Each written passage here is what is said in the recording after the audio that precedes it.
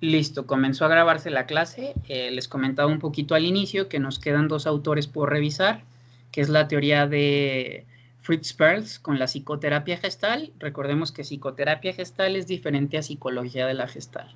Psicología de la gestal es una corriente de la psicología de la percepción desarrollada por Max Weber en Alemania, y la psicoterapia gestal es desarrollada por Perls y el grupo de los 5 en Norteamérica, sí, en 1951, pero es algo que ya revisaremos más a profundidad entre nosotros, ¿sale? Y por otro lado tenemos a otro de nuestros autores, que es Carl Rogers con la terapia no directiva o la terapia centrada en el cliente, ¿sí? Estas dos corrientes que en algunos institutos se les considera como corrientes o escuelas hermanas porque comparten conceptos, la percepción del ser humano es similar, las actitudes o las características que debe de tener un terapeuta son parecidas, ¿no? Aunque esto es algo que es más en la actualidad, chicos y chicas, ¿sí? Hasta hace no mucho tiempo, a mitades del siglo pasado, en los 1950, 1960, pues eran dos tipos de terapia en la actitud del terapeuta distintos, ¿sí? Y lo vamos a ver porque vamos a hacer análisis de dos videos, ¿sí? De estos dos autores, donde vamos a ver cómo es que eran personalidades distintas, la personalidad de Rogers y la personalidad de Perls, ¿sí? Y cómo desde su personalidad cada uno de estos desarrolló un enfoque, una manera de cómo dar terapia, ¿sale? Voy a comenzar a compartir también pantalla, compañeros, ¿sí? Y compañeras, y entonces vamos a nuestra presentación. Me dicen si pueden visualizarlo ya en la pantalla.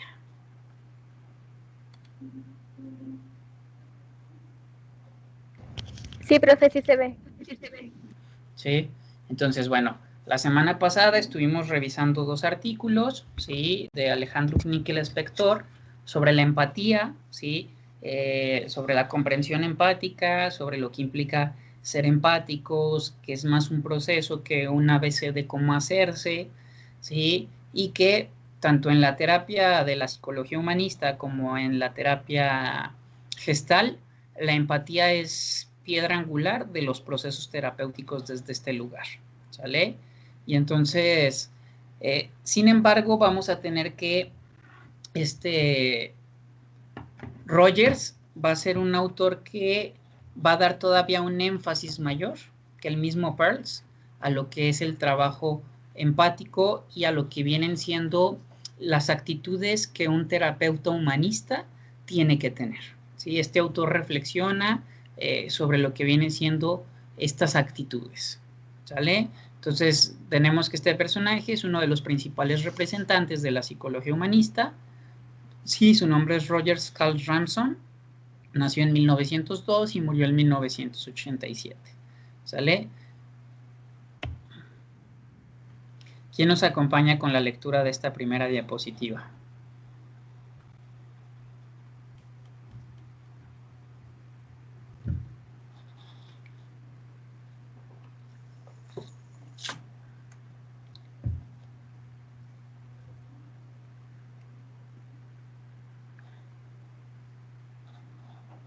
Yo, maestro. Adelante.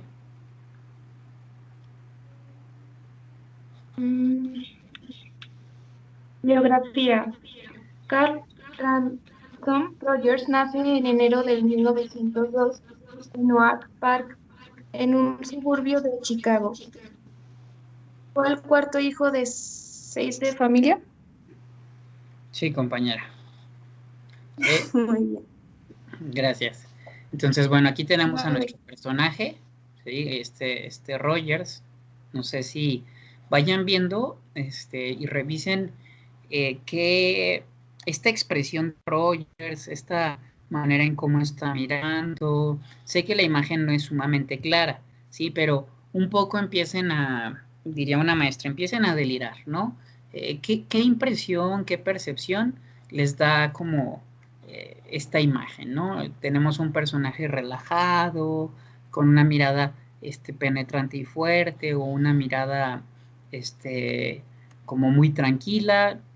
Todavía no me diga nada, ¿no? Pero vayan viendo qué impresión les da esta imagen, ¿no?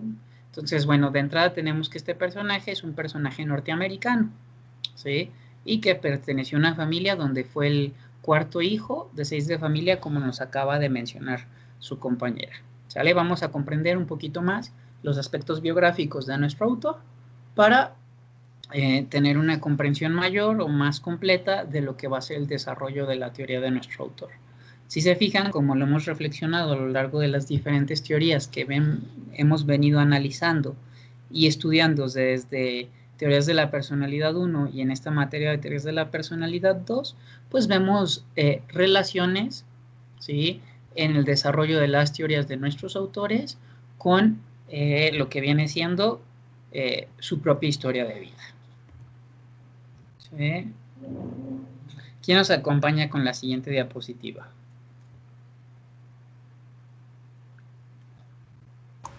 Yo, profe, si gusta. Adelante. Infancia. Sus padres eran muy estrictos en cuestiones religiosas y concedían enorme importancia a la conducta moral, la supresión de manifestaciones de emoción y la virtud del trabajo arduo. Ok, compañera, gracias, ¿no? Entonces, bueno, de entrada aquí ya tenemos un poco, ¿no?, de en qué ambiente le tocó desarrollarse a nuestro autor, ¿no? Cómo era la personalidad de los padres de nuestro autor, ¿no? Eran personas muy religiosas, ¿no?, con un deber ser, por así decirlo, pues muy, muy cuadrado, ¿no?, por así decirlo, bastante rígidos, ¿sí?, respecto a lo que debe de ser y lo que no debe de ser, ¿no? Entonces, nuestro autor crece con dos padres así, ¿sí? Aquí yo les puse una imagen tipo meme, ¿no?, tipo sticker, ¿no?, que me encontré ahí por la web, ¿no?, que decía moralistas, moralistas por todos lados, ¿no? Y entonces, ¿qué implica la moral, ¿no?, en el crecimiento, el desarrollo, la educación de un niño? ¿Sí? En este caso, este niño que más tarde se va a convertir en nuestro autor, ¿sí? La moral y las cuestiones religiosas, chicos y chicas, lo que hacen de entrada es decirnos algo, ¿sí?, que debe de ser así. Y no hay, por así decirlo, mucho margen para el cuestionamiento, porque simplemente así es y así debe de ser, ¿sí? Entonces, como de, no sé, un pensamiento o una premisa moralista sería, no sé, las niñas no juegan al fútbol, ¿no? O las niñas no hacen deportes de contacto rudo, por así decirlo. ¿Por qué? Pues porque así debe de ser, porque las niñas son esto, lo otro, y es lo que se debe de ser, ¿no? Ese sería un cuestionamiento, un concepto moralista, ¿no? Entonces vayámonos como un poco empapando pues, de quienes crearon o quienes educaron a nuestro autor, ¿no? Y eso cómo vamos a verlo ahorita, cómo repercute en la teoría, ¿no? Entonces, cuando hablamos de creencias que tienen que ser llevadas a cabo sin cuestionarse, hablamos de introyectos, chicos y chicas, ¿sí? Hablamos de algo que aprendimos sin digerir y que simplemente nos dijeron que así debía de ser y no hay apertura para el cuestionamiento de eso que nos dijeron que debería de ser, porque esto puede convertirse en un síntoma neurótico, chicos y chicas, porque cuando alguien nos dice algo que debe de ser de tal manera, ¿sí?, y que nosotros lo apropiamos, no necesariamente es algo que pasa por nuestra experiencia, ¿sí? ¿A qué me refiero que no necesariamente es algo que pasa por nuestra experiencia? O sea, que me dijeron que así debería de ser y entonces no es algo que yo lo haya vivenciado así, sino que simplemente me lo dijeron, ¿no? Es como, no sé, por ejemplo, me voy a poner un ejemplo algo absurdo, ¿no? A mí me dijeron que, si yo pisaba descalzo el piso, no sé, me iba a llenar de hongos, ¿no? Y entonces, absolutamente yo en ningún espacio y en ninguna circunstancia piso el piso, valga la redundancia, descalzo, ¿sí? Quizás nadie me explicó jamás, ¿no? Que pues a lo mejor si en mi casa está limpia y se trapea o se barre a diario, pues yo puedo andar descalzo y no me van a salir hongos en las patrullas, ¿no? Pero entonces, como me dijeron que nunca debía de haber pisado el piso, ¿no? Yo nunca lo pisé por esta creencia, ¿sí? Que nunca cuestioné. Que dije, pues me dijeron que así era y así es. No sé si vamos claros con esto que les explico, chicos y chicas. ¿Sí? Y ahorita les puse un ejemplo sencillo, pero es más común de lo que ustedes creen que ustedes tengan ciertas creencias o introyectos, ¿no? Que tienen que ver con ciertos debeísmos o ciertos teneísmos, ¿no? Yo debo de, yo tengo que, sin que esto haya pasado por nuestra experiencia de manera directa. ¿Sale? Vamos a la siguiente diapositiva. ¿Quién nos acompaña ahora con la lectura? Ya, profe. Más adelante, él expresaría que en su infancia y adolescencia se sintió atrapado por enseñanzas fundamentalistas. Esas ideas lo obligaban a vivir sujeto a la concepción que otros tenían del mundo y no a su propia concepción. Muchas gracias, compañera. Bueno, esto que nos acaba de leer su compañera es justo lo que les estaba explicando, ¿verdad? Sobre los introyectos, ¿sí? Cuando nosotros vivimos con base a las creencias que otros nos han dicho de lo que es el mundo, ¿sí? No somos capaces de fundar nuestra propia concepción o percepción de lo que realmente puede estar pasando. Lo que realmente puede estar pasando es nuestra experiencia. Y chicos y chicas, no es que lo que el otro está diciendo es algo malo o incorrecto, ¿no? Lo incorrecto tiene que ver quizás más bien con el hecho de que no haya posibilidad de que el otro pueda percibir las cosas de una manera distinta como tú la percibes, ¿no? Entonces, esas son las enseñanzas fundamentalistas, ¿no? O sea, supongamos que sus papás a Rogers les decían, esto es rojo, y Rogers les decía, ¿por qué es rojo? Porque sí, y te aguantas, ¿no? O sea, ¿qué son enseñanzas fundamentalistas?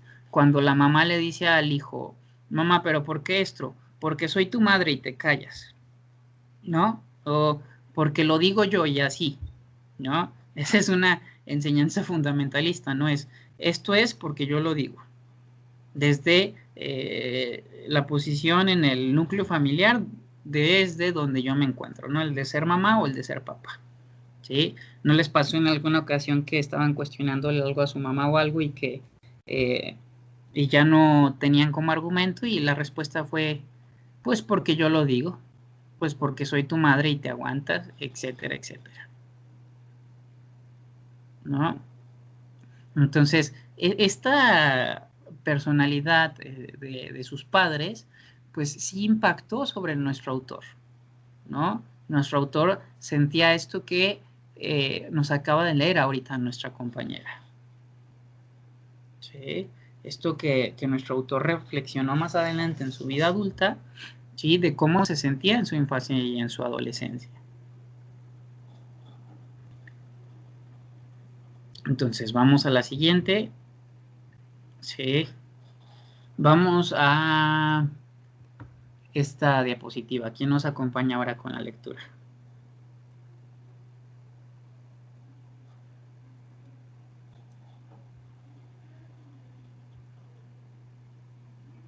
Yo, profe. Adelante. Los padres ejercían su influencia con sutileza y cariño, como más tarde lo haría Rogers en su enfoque no directivo de consejería. Decía que había sido un niño tímido, solitario, ensoñador y con frecuencia ensimismado en sus fantasías. Muchas gracias, compañero. ¿No? Entonces, bueno, de entrada aquí tenemos a un autor o a un personaje, como muchos de los personajes que hemos visto, ¿verdad? que pues tendían a ser niños solitarios, que estaban en su mundo, muchas veces alejados de los demás, ¿no? Y él decía, ensimismado en sus fantasías, ¿sí? En este primer párrafo que nos leyó su compañera de esta diapositiva, se habla de la actitud con la que los padres de Rogers, ¿sí? Se acercaban a nuestro autor, ¿no? Y entonces, aunque eran padres rígidos, eran padres modalistas, ¿sí? También sabían cómo acercarse, ¿sí? Y hacerle ver a su hijo las cosas, ¿no? Desde cierto lugar. Van a ver que con Rogers, cuando veamos el video de la terapia que le da Gloria, ¿sí? Es un autor que en ningún momento es confrontativo, ¿sí? De una manera muy directa, ¿sí? Sin embargo, desarrolla esta capacidad o esta habilidad para decir las cosas, ¿sí? Como lo dice aquí, de manera muy sutil, ¿sí? Con mucha claridad, pero sin ser totalmente, si lo quisiéramos llamar rudo, ¿no? No, él lo hacía con mucho cuidado, cuidando muy bien sus palabras, ¿no? Que este personaje pues nos daba o da esta impresión, ya me dirán ustedes cuál es su percepción cuando vean este video, ¿sí? De que es muy, muy cariñoso, muy pausado, muy tranquilo, ¿no? Y esto permite o permitía a sus pacientes, en este caso a Gloria, que ella pudiera sentirse en confianza, ¿sí? Que ella pudiera sentirse comprendida. ¿Cómo vamos con la información hasta aquí, chicos y chicas?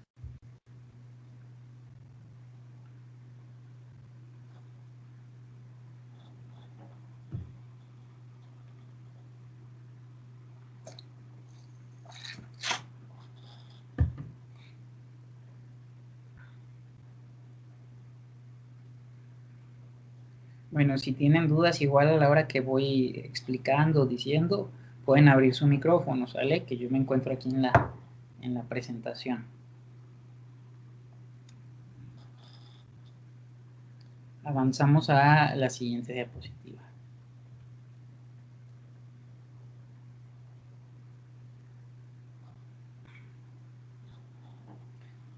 Vamos a esta diapositiva. ¿Quién nos acompaña ahora con la lectura?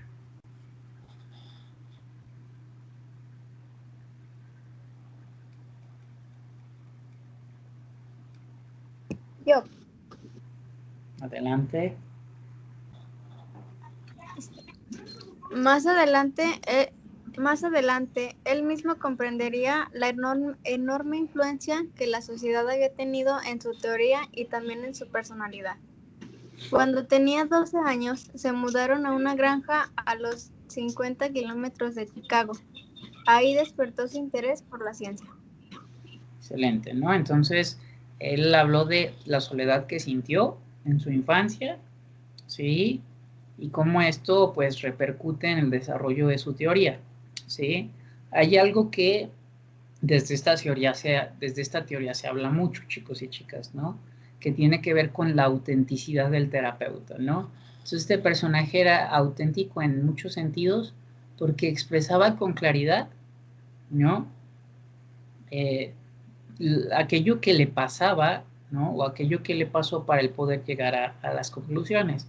Si bien podemos decir que otros autores también hablan de la influencia de su historia de vida sobre su teoría, ¿no? Este autor es un autor que reafirma cómo es que lo que él vive en su propia historia de vida es un punto de partida para poder dedicarse a lo que se va a dedicar, hacer lo que va a hacer, desarrollar la teoría que va a desarrollar, ¿no?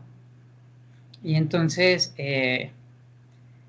en este rancho o en esta granja a la cual se muda cuando es un niño, ¿sí? De 12 años, pues despierta su interés por la ciencia en el sentido de que estuvo en contacto con la naturaleza, ¿sí? De vivir en los suburbios a estar en contacto con la naturaleza, ¿sí? que estar interactuando que con los árboles, las plantas, el sembradío, los animales que hay en la misma granja, ¿no?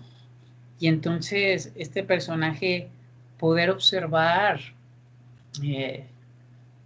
la naturaleza siendo la naturaleza en el sentido de fluir con la naturaleza, ¿no? No sé si se percatan de cómo nosotros como humanos, ¿sí? Hemos perdido esta capacidad en la urbanización, ¿sí?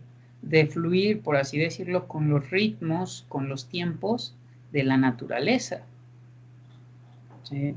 Muchas veces en realidad maltratamos a la naturaleza, ¿no? Y decía Wilhelm Reich en este libro o en esta conferencia de los niños del futuro, ¿no?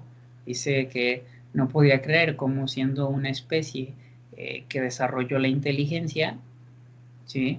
Es incapaz de saber hacer intuitivamente, ¿sí? Lo que un niño o una niña necesitan, ¿sí? A la hora de la crianza, el amamantamiento, el apego seguro, etcétera. Como sí lo saben otras especies, ¿sí? Como los demás mamíferos o las demás especies mamíferas, ¿sí? Saben sobre esto de manera natural, de manera intuitiva, ¿no? Y entonces, hablando con, no sé si les platiqué que entré a un diplomado, ¿no? Donde iba a tener clases con maestros de diferentes nacionalidades, ¿no? Y precisamente el miércoles pasado tuve una clase con la nieta de este autor del cual les estoy hablando, de Wilhelm Reich, y ella hablaba igual de la misma manera que si ella es una autora que se dedica a ser partera, ella es enfermera de profesión y se dedica a ser partera, a esta personaje, y entonces ella dice que este amor por...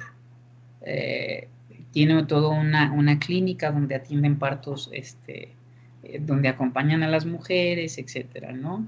Y entonces esta autora, Renata Mois, que es la nieta de Wilhelm Reich, que es la hija de Eva Reich, ¿no? Que es esta autora o esta hija de este personaje que desarrolló también unas técnicas terapéuticas, como ella al vivir en el rancho igual, ¿sí? Veía cómo los animales, ¿no? Los perros, los puercos, tenían a sus hijos, a sus hijas, ¿no? Vía parto natural, ¿no? Vía parto vaginal, ¿no? Y todo lo que ello implicaba, ¿no? El cuidado, este instinto, esta naturaleza, esta intuición, como les menciono, ¿no? Y entonces, bueno, aquí tenemos otro personaje, nuestro personaje Rogers, que también despierta su interés por la ciencia a partir de que mira a la naturaleza, ¿no? A la naturaleza rural, a la naturaleza que no está urbanizada, por así decirlo. Bueno, que la urbanización no es como tal una naturaleza, ¿no? Sino es algo que hemos ido desarrollando como seres humanos en nuestra evolución, pero que no hemos encontrado, por así decirlo, el equilibrio entre el desarrollo tecnológico y la innovación sin perder de vista el aspecto de la naturaleza, ¿no? De nuestra parte mamífera, no solamente la racional, sino también la mamífera emotiva, que se vincula, que trabaja desde otro lugar, ¿sí? Seguimos con el siguiente aspecto de nuestro autor.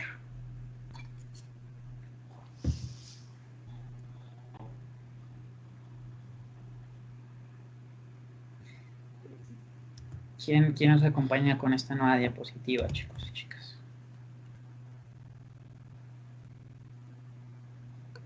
Yo, profesor.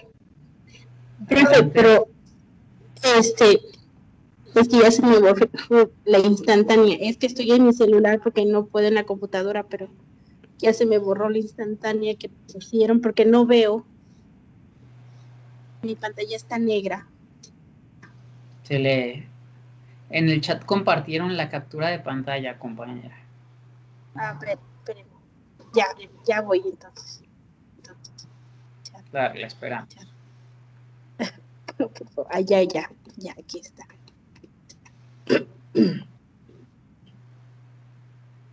Vida universitaria. ¿Es vida universitaria? Sí. Ok. Sí, profesor, gracias. Decidió estudiar agricultura en la Universidad de Wisconsin, pero al segundo año la abandonó para volverse ministro de la iglesia. Al ir al Bergen durante 6 meses abrió su panorama del mundo y de lo que era su filosofía de la vida. Muchas gracias, compañera, ¿no? Entonces, bueno, estaba en el campo, pasó su adolescencia en el campo, ¿no? Se interesa por la agricultura, pero la va a terminar dejando, ¿sí? Se vuelve ministro de la iglesia, ¿no? Podemos ver que pues, las creencias religiosas lo van a acompañar en un determinado momento de su vida. Sin embargo, cuando se va a este país de Medio Oriente, ¿sí? A Beijing, ¿sí?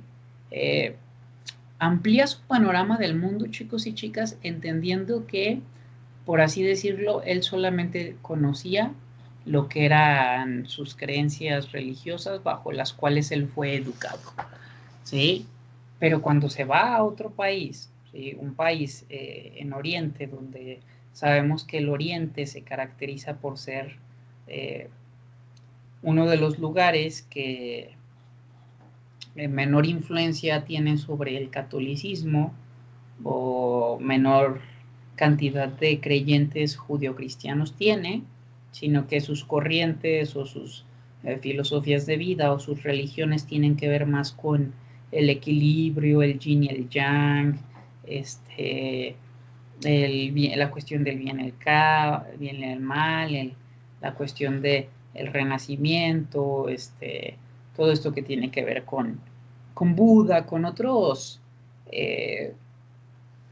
otro tipo de maestros espirituales, ¿no? Como Jesucristo es un gran maestro de la espiritualidad de la tradición judío-cristiana, pues existiendo alrededor del mundo otro tipo de creencias, ¿no? De creencias religiosas que le abrieron su panorama y su manera de percibir, de ver el mundo, la realidad, ¿sí? Y por ende, su manera de percibir, su filosofía del mundo, pues va a cambiar, ¿sí? Por así decirlo, se va a empapar de información nueva, ¿no? Y siempre lo nuevo puede volverse nutritivo, ¿sí? Lo conocido, pues en algún momento es conocido y no va más allá, pero lo nuevo, ¿sí? Aporta cosas nuevas en cuanto a la nutrición, por así decirlo. ¿Quién nos acompaña con la siguiente diapositiva?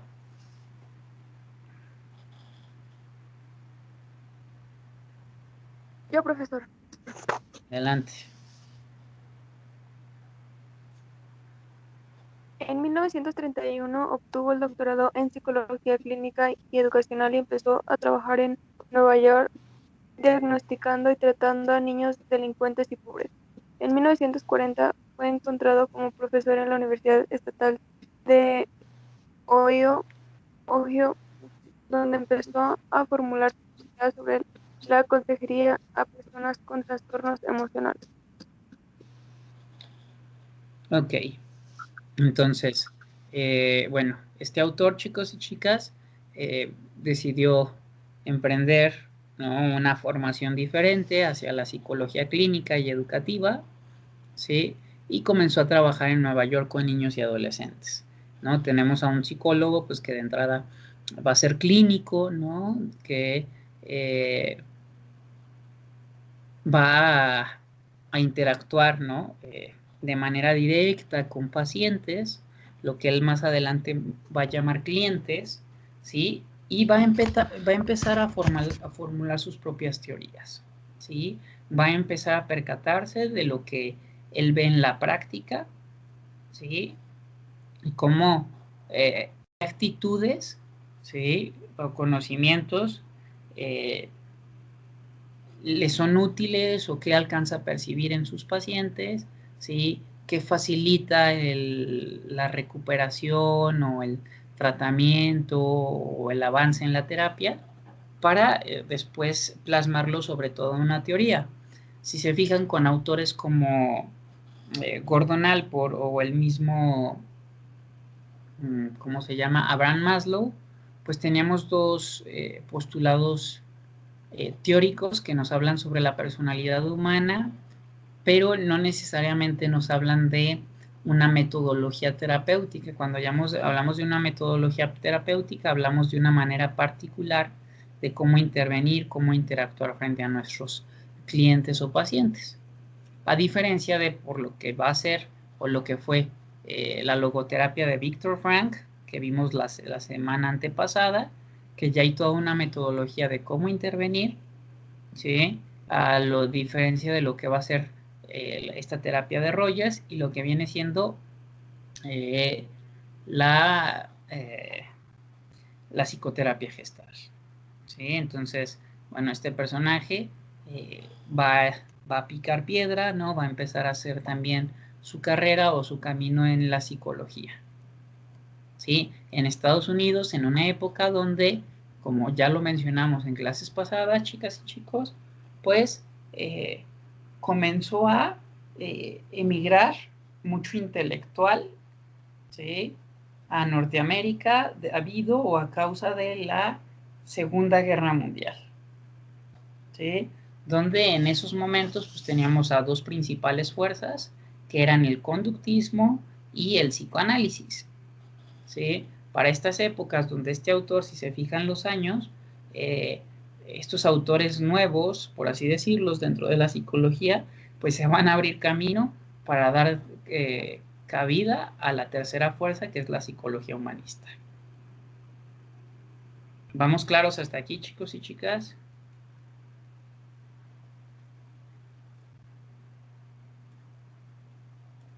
Es muy importante entender estos conceptos de la historia de nuestro autor.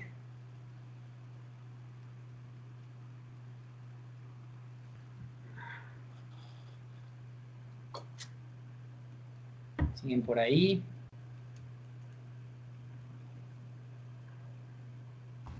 Sí, profe, aquí seguimos. Ok.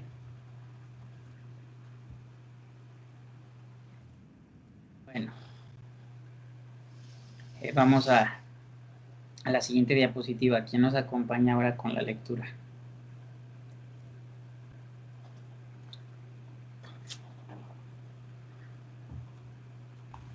Yo sí gusta, profe. La crisis. Adelante. Tras sentir que falló con un cliente que tenía un trastorno severo, se percata de lo inseguro que es y se va a asilar 6 meses con su esposa en unas cabañas al norte de Nueva York. Toma terapia y descubre su capacidad de establecer relaciones emocionales profundas con sus clientes. Ok, chicos y chicas. Pues si ustedes se imaginaban que todos nuestros autores eran prodigios iluminados, posiblemente sí, en el sentido de que eran sumamente inteligentes, ¿sí? Pero al igual que todos nosotros, pues esta práctica de ejercer la psicoterapia, el acompañamiento, el vincularnos con nuestros pacientes, etcétera, es algo que vamos desarrollando conforme avanzamos en la práctica, ¿sí? Y pues nuestro autor no fue la excepción, ¿no? Nuestro autor a lo largo de su preparación, ¿no? De su trabajo, siente que pues no pudo hacer mucho frente a un paciente con un trastorno severo. Esto lo lleva a sentirse inseguro y entonces decide iniciar un proceso terapéutico, ¿no? Y en este acto de iniciar un proceso terapéutico donde nuestro autor es el paciente, ¿sí? Pues se percata de su capacidad, ¿sí? O de esta virtud que él tenía para poder establecer relaciones profundas con sus clientes. ¿Por qué se habla de esto que la compañera acaba de leer? Porque precisamente una de las virtudes que tenía nuestro terapeuta, que es Rogers, o este teórico, es que tenía una capacidad para ser muy empático, ¿sí? Para tener una escucha activa, para tener un tacto muy, ¿cómo les diré? Como muy fluido, pero a la vez como muy cariñoso, ¿sí? Con sus pacientes, ¿no? ¿Sí? Sumamente cauto, ¿no? A la hora de intervenir frente al otro, frente a la otra, y de una manera muy auténtica. Como les mencioné hace un momento, esto facilitaba o esto propiciaba que los pacientes rápidamente se sintieran en confianza frente a él. O sea, generaba un ambiente terapéutico, una atmósfera terapéutica donde los pacientes confiaban en él o los clientes confiaban en él, ¿no? O se sentían cómodos con él, etcétera. ¿Sí? Esto facilitaba que, pues, pudieran, por así decirlo, más fácilmente abrirse a un proceso donde pudieran hablar de aquello que les es doloroso, aquello que les es amenazante y que por ende no enfrentan. ¿Sale? Seguimos. Profesor, yo tengo una pregunta. Sí.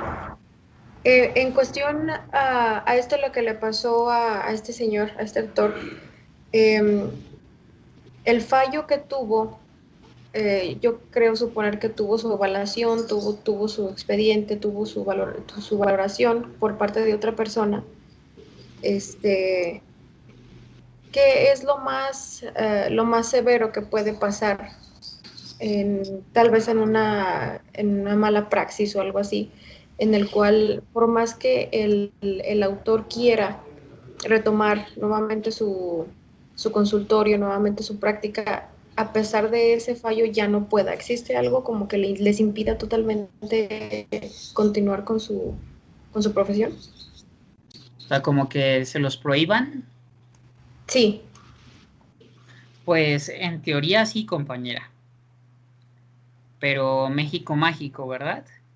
Entonces, sí tenemos una serie de... Nosotros en la psicología tenemos algo que se llama el Código de Ética del Psicólogo. No sé si les han hablado de este libro, chicos y chicas. Sí.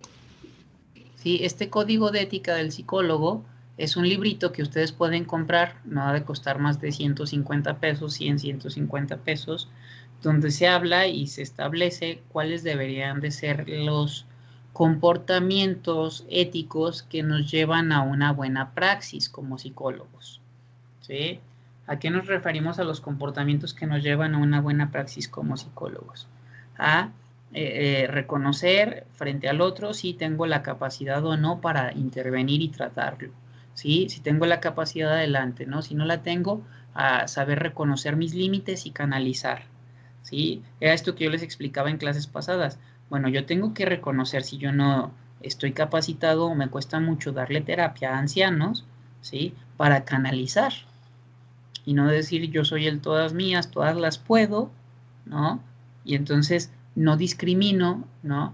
Hasta dónde yo puedo intervenir, ¿sí? La otra es qué tipo de problemáticas o qué tipo de temas yo puedo tratar en terapia, ¿sí?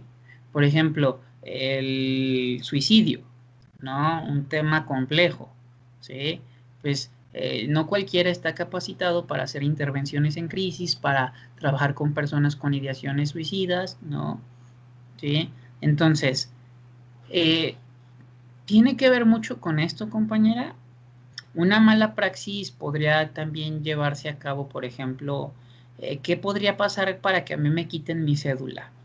Yo que como su maestro Martín me dedico a luego a hacer peritajes psicológicos, pues que una mala praxis, ¿sí? Con dolo, ¿sí?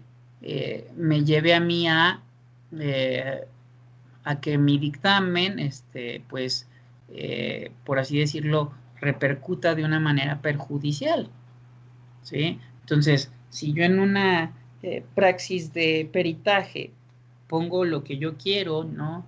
Y no lo que realmente es o no lo que realmente arrojan las pruebas, pues me puedo meter en problemas de que me quiten la cédula, ¿sí? O sea, que el Estado, que el gobierno, que el derecho, por así decirlo, pues me quite mi cédula, ¿sí?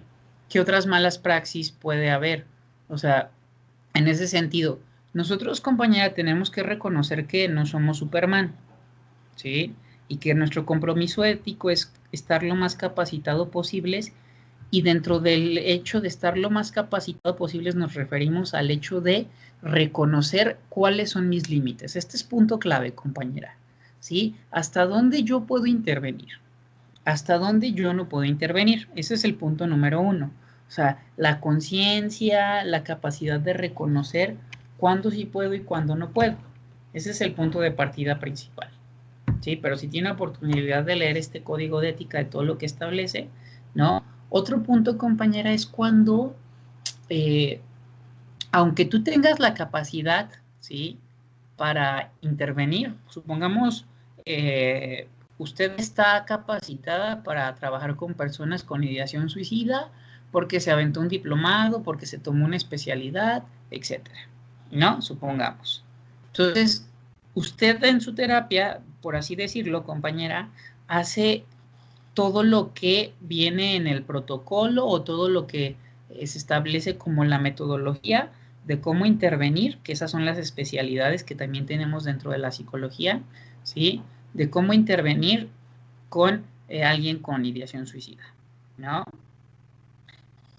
El que usted lleve a cabo todo lo que establece, por así decirlo, el protocolo, la metodología, la formación de cómo intervenir con estos pacientes, compañera, no garantiza que su paciente no se vaya a suicidar. ¿Por qué? Es como si un médico que es cirujano de corazón se prepara para hacer operaciones de corazón. Tiene la preparación, la formación, etcétera. ¿Se le puede morir a alguien en el quirófano, aunque esté preparado? ¿Sí? Aunque haga lo que se tiene que hacer, abrir por aquí, entrar por la aorta, que esto, que el otro, que chalala, chalala, aún así, ¿sí?, el médico corre el riesgo, ¿sí?, de que el paciente se le quede en la plancha, ¿no? De la misma manera nosotros, ¿sí? O sea, si estamos dispuestos a entrarle a ciertos temas, primero es el reconocimiento de saber si estamos capacitados o no para ese tema. En segundo punto es el hecho de reconocer hasta dónde llegamos nosotros y si nosotros hicimos hasta donde pudimos y lo demás no dependía de nosotros, ¿sí? Y esto es muy importante porque pues a veces no es por una mala praxis, a veces es que, como yo les digo a los pacientes, bueno, tú estás conmigo aquí 1 hora y estás otros 6 días y 23 horas en tu ambiente, o estás otros 13 días si son las terapias quincenales, estás otros 13 días y 23 horas allá afuera en el ambiente, ¿no? Entonces hay cosas que escapan, por así decirlo, del control del espacio terapéutico, ¿sí? Y que no dependen de nosotros. Por eso es que, compañera, usted y todos los que nos dedicamos a la psicoterapia, si usted en algún momento se dedica a esto, se tiene que estar revisando constantemente. Sí, tiene que estar supervisando casos para ver si sí está haciendo bien las cosas, para ver si algo se le pasó, para corregir, para prestar atención a algo a lo que no había prestado, etcétera, ¿no? Para eso son las supervisiones en la terapia. Y también el hecho de tu proceso personal en la terapia, ¿no? Con qué te enganchaste de la historia del paciente, mucho de lo que hablamos la semana pasada, ¿no? Entonces, ese tipo de cosas, compañera, hacen que un profesionista pueda perder su cédula por una mala praxis. No solamente en nuestra carrera, cualquier carrera en general, sí, pero estas carreras que tienen que ver con la salud psíquica y emocional de nuestros pacientes, pues se vuelve más delicado. Ahora, como le dije, México mágico, porque es muy complejo, es muy difícil. No sé si supieron que hace unos meses en Aguascalientes, en la Plaza de Armas, se levantó un tendedero, ¿sí?, de agresores y acosadores sexuales. No sé si supieron, si se enteraron, que en la Plaza de Armas las feministas pusieron sobre un tendedero a maestros que habían sido acosadores o maestros que se acostaban con alumnas, etcétera. No sé si supieron al respecto. No, yo en lo personal no, profesor. Bueno, un grupo de feministas levantó un tendedero en Plaza de Armas. ¿Les sorprendería, chicos y chicas, la cantidad de maestros, ¿sí?, que no tienen ética, ¿sí?, y fueron colgados en este tendedero, ¿no? ¿Sí? Y ustedes podrán decir, bueno, pero es que las alumnas eran adultas, esto, lo otro. No, la docencia, ¿sí?, este lugar de la docencia te da una posición, por así decirlo, diferente, ¿sí? Y entonces un docente no puede abusar desde ese lugar. Igual también aparecieron psicólogos, ¿sí?, en este tendedero, ¿sí?, terapeutas que se terminaron acostando con sus pacientes, ¿no? De entrada, pues una posición de superioridad, ¿no?, o de vulnerabilidad, porque el paciente abre su mundo interior al terapeuta y el terapeuta la ayuda, ¿no?, y el paciente o la paciente termina generando cierto aprecio, ¿no?, que puede confundir con al paciente, ¿no? Y entonces desde este lugar, pues el terapeuta puede abusar, ¿no? Pues fíjense que, pues, yo podría decirles que varios de esos psicólogos que aparecieron en ese tendedero, pues ya se corría el rumor desde antes de que los comentaran, que sí pasaba eso, ¿no? Que sí pasaba eso con esos terapeutas, que sí pasaba eso con esos alumnos, con esos maestros, ¿no? Entonces, ese tipo de cosas, compañera, están en el código de ética del psicólogo que no se deberían de hacer, ¿sí? Ese tipo de cosas, pues, deberían de regularse para quitarles la cédula a estas personas. Lamentablemente, en nuestro país, pues, todavía no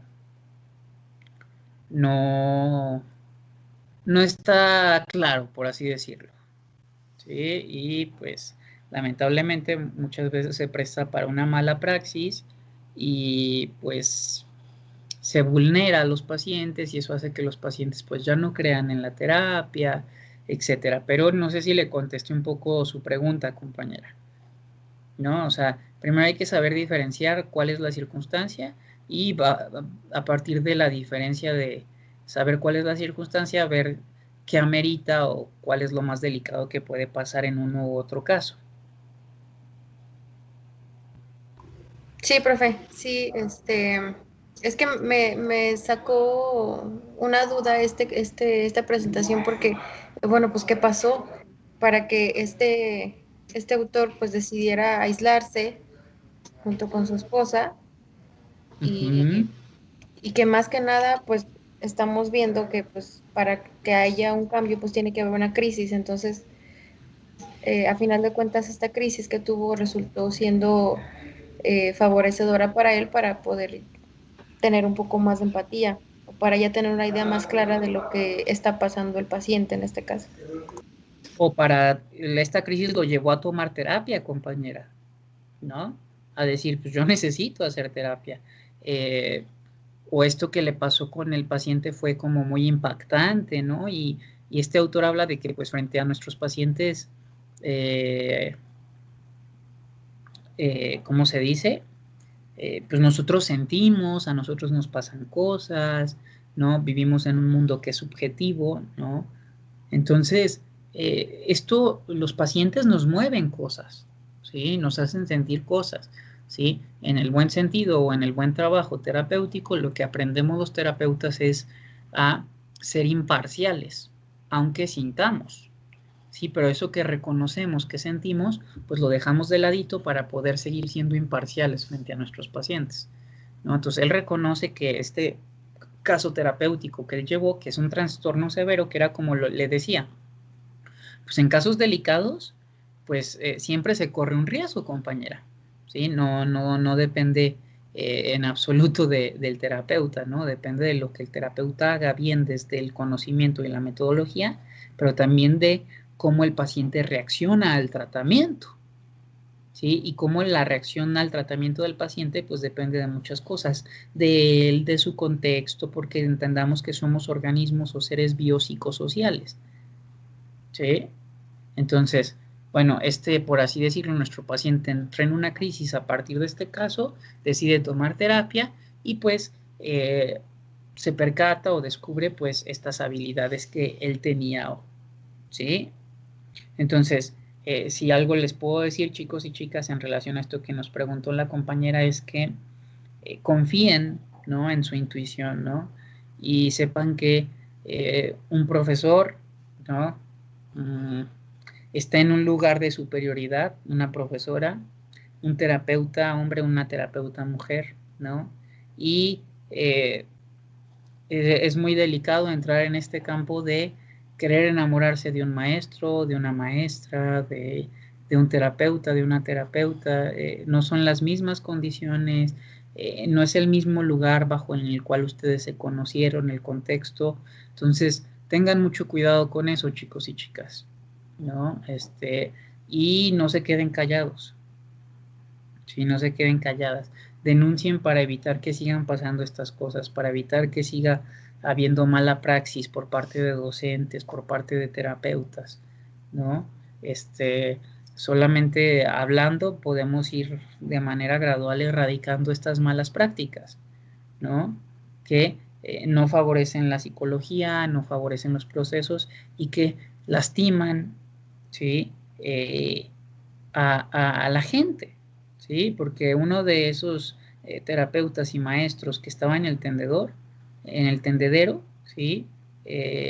Yo recibí pacientes, ¿sí?, de este terapeuta que habían ido primero con él, ¿no? Y que las engatusó, se acostó con ellas, se ganó su confianza, ¿no? Y entonces una violencia psicológica impresionante, ¿no? Que llegaban ya conmigo a la terapia en crisis, ¿no? Por esto que habían vivido, ¿no? O sea que no es que a esta persona en específico la hayan quemado, ¿no? O sea, la quemaron sí, pero con razón, porque, pues porque sí, ¿no? O sea, porque fue algo que tardó en pasar, ¿no? Pero era algo que venía haciendo de años y años, ¿no? Entonces, para que cuiden esos aspectos, chicos y chicas, ¿no? Porque ninguno de nosotros estamos exentos de estas situaciones, ¿no? Y Aguascalientes, con esta doble moral, ¿sí?, con este moralismo que se carga, ¿no? Pero pues con es mucha perversión por parte de estos maestros y de estos terapeutas, ¿no? Desde esta posición de superioridad abusar, porque es un abuso a la confianza, a la vulnerabilidad, a la fantasía, al anhelo del estudiante de querer aprender, a la fascinación, etcétera. ¿Sale? Entonces, bueno, seguimos avanzando. Sí. ¿Quién nos acompaña con esta siguiente diapositiva?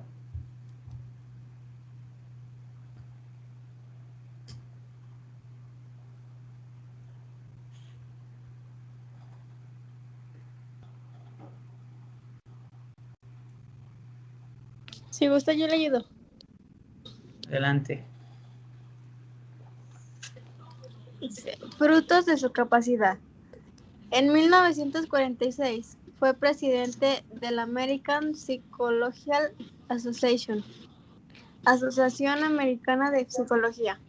De 1957 a 1963 impartió clases en la Universidad de Wisconsin. En ese lapso publicó muchos artículos y libros, lo que le permitió que su teoría llegara a un público muy numeroso. Ok, entonces, gracias, compañera. Bueno, si se fijan estos años, del 57 al 63, en el 46, ¿no? Cuando está por surgir la tercera fuerza, que es la psicología humanista, ¿sí? Y que va a tomar mucha fuerza en los Estados Unidos. ¿Por qué? Porque el mundo venía de una crisis, chicos y chicas, ¿sí? Una crisis que lastimó al mundo, que llevó al mundo a la desesperanza, ¿no? Y entonces esta postura filosófica, este movimiento, ¿sí? Lo que van a hacer es a decir, tenemos que recuperar la confianza sobre el ser humano, ¿no? O sea, la bondad sobre el ser humano, esta capacidad del ser humano de su naturaleza buena, ¿no? De su capacidad para actuar en sociedad, etcétera, ¿sí? De una manera favorable o que genere bienestar, ¿no? Entonces, pues este personaje va a formar parte de esta época donde se dan estos movimientos, ¿no? Y sus artículos y sus libros van a hacer mucho hincapié en esta naturaleza esencialmente buena del ser humano, ¿no? Donde son las condiciones ambientales las que moldean la capacidad que tenemos los seres humanos de actuar conforme al bien común, o donde aprendemos a adaptarnos para sobrevivir y tener un comportamiento que sea más hostil, ¿no? Pero que se da por las condiciones en muchas ocasiones del ambiente, ¿sí? Esta creciente actividad en el mundo de la psicología en Estados Unidos, en estos movimientos, va a hacer que la teoría de nuestro autor, chicos y chicas, llegue a muchos lados, ¿sí? Que se esparza con todo este movimiento, ¿no? Y entonces ya en Estados Unidos, no solamente las personas van a tener la posibilidad de ir a terapia con un conductista o con un psicoanalista, sino que se va a abrir la posibilidad de que los pacientes acudan a una tercera metodología o una tercera manera de cómo dar terapia, llamada la psicología humanista, ¿sí? En este caso, la terapia de Rogers, la terapia centrada en el cliente, ¿no? Conforme a tus intereses, necesidades y preferencias, ¿no? Entonces, se empieza a ver más bagaje de posibilidades de qué tipo de proceso terapéutico llevar. ¿Sí? ¿Quién nos acompaña con la siguiente diapositiva?